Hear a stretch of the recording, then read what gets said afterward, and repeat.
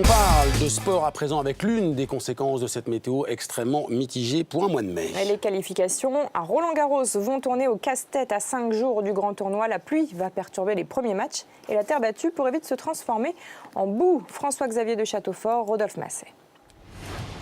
À Roland-Garros, les raclettes ont remplacé les raquettes. Courbachés sous la pluie et ce n'est pas fini. Cette semaine, la météo s'annonce capricieuse, une situation préoccupante, inquiétante. Les qualifications doivent commencer aujourd'hui.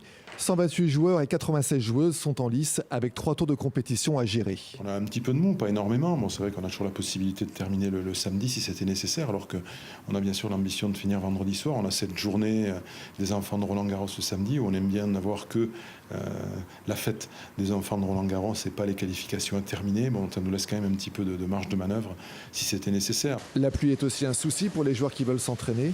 À Roland-Garros, aucun court protégé n'est disponible cette semaine.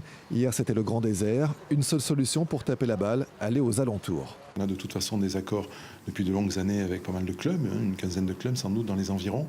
Donc effectivement, là, on les réactive, plus on active aussi, même si on s'y est pris un peu à l'avance, on active aussi quelques pistes un peu particulières de là où on sait qu'il y a quelques rares cours en terre battue qui sont effectivement très recherchés des journées comme aujourd'hui. En attendant, les préparatifs se poursuivent pour que tout soit prêt dimanche pour le début du tournoi, avec si possible le retour des éclaircies.